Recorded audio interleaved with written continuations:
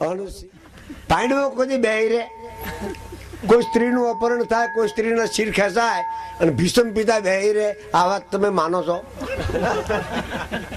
હું તો નથી માનતો, પણ ડખો બીજો હતો. દ્રૌપદીએ જયારે આર્તનાદ કર્યો ના, ત્યારે દ્રૌપદી હતી જ નહીં. અહીંયા કૃષ્ણ દ્રૌપદી બનીને આવ્યો હતો અને કીધું ને ઘરાશ બધા વે પહેરી હકે. તેથી થયો દ્રૌપદી આવીને ઉભો રહ્યો, ખેંચી ખેંચીને તાક્યો રહ્યો, દાંત કાઢતા હતા. કોણ ભીષમ પિતાને પાડ્યો, કેવો હલવાણા છે બધા. એને ખબર હતી કે આ વસ્ત્ર વસ્ત્રમય બની જાય એ કૃષ્ણ છે. કૃષ્ણની રાત છે, રામનો દિવસ છે. બપોરે રામ રામ કરાય, રાતે કૃષ્ણ કૃષ્ણ કરાય. ટાઢી બોળ રાત, ઝીણા ઝીણા હરોડા આવે ટાઈડના. આવી ખબર તો ઓઢીને લાવત, એવું ઘણા કે છો મેં પાછી.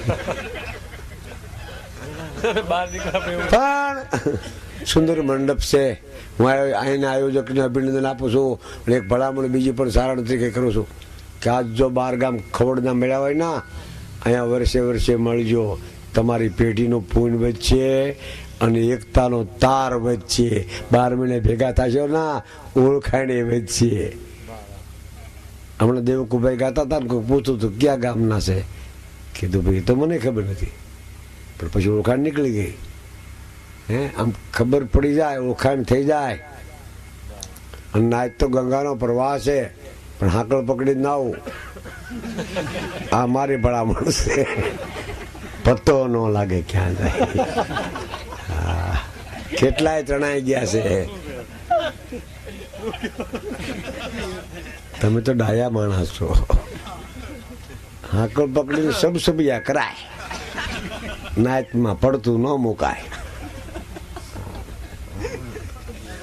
જ્ઞાતિ ગંગા છે અને એકમેક છે. તમે ભાઈઓ છો બધા. ભાઈ કોને કહેવાય કહો? ભાયા તો સબસે ભલા, કઈક ડાયા કઈક દ્રઢ. ઘર આડા ઘર ગાહવે અને આડા આડા અડ. માથા આડા માથા અને ઘર આડા કાર ગાહવે કે એનું નામ ભાઈ કહેવાય. તમારી ભેંસનું દૂધ અહીંયા લઈ જાય, હાલિક મામાનું દૂધ બહાદુર મામા ત્યાં જાય, બહાદુર મામાનું દૂધ હાદુર મામાને. કોઈને ખબર નહીં કે એની ભેંસોને કોણ દૂધ પીવે. એકતા, એવી એકતા જે લાખાવાડીમાં છે. આખો ડાયરો જાણે છે. પાકા પાયે શિરવડિયા લાખાવાડ, તમારા ખવડના ગામમાં દરેક ગામમાં એકતા છે. એ માતાજી રાખે એવી હું પ્રાર્થના કરું છું. અને ભાવિ પેઢીમાં આ જરૂરી છે એકતાની. એકતા કે જેવી તેવી સીટ નથી. તમે આટલા ભેગા થયા છો ને, સરકાર મૂંઝાણી છે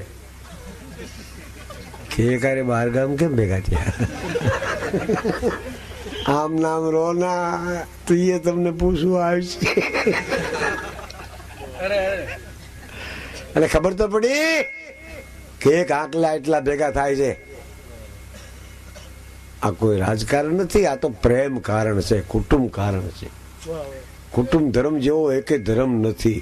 પછી પાડોશી પ્રેમ તો પત્ની હારી હોય. પરણી ત્રિયા પર પ્રેમ રાખી ઊંચી કરણી કહેવાય પોતાની પત્ની.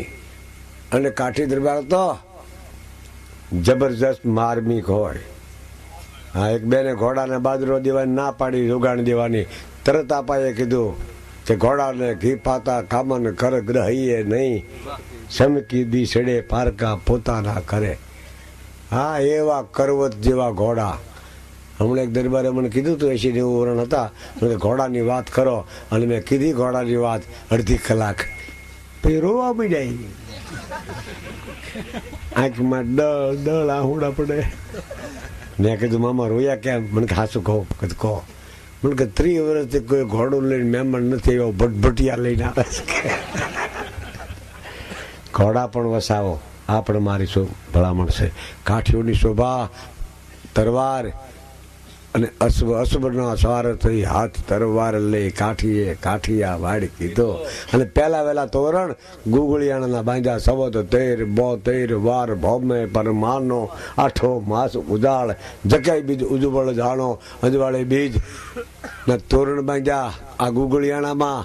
અને આખા દેશમાં કાઠીઓ પસર્યા. અને હજી તમે